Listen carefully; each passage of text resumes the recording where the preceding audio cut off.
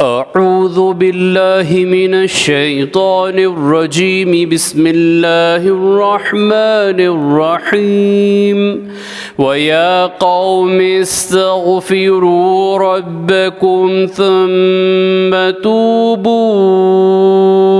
إليه يرسل السماء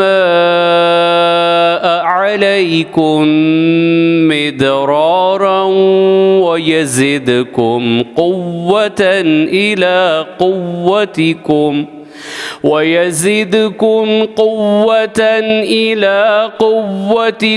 ولا تتولوا مجرمين। सूरह हूद आयत नंबर 52।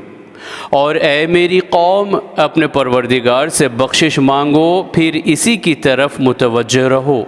वो तुम पर आसमान से मुसल्लाधार मीना बरसाएगा और तुम्हारी क़ुव्वत पर क़ुव्वत बढ़ाएगा।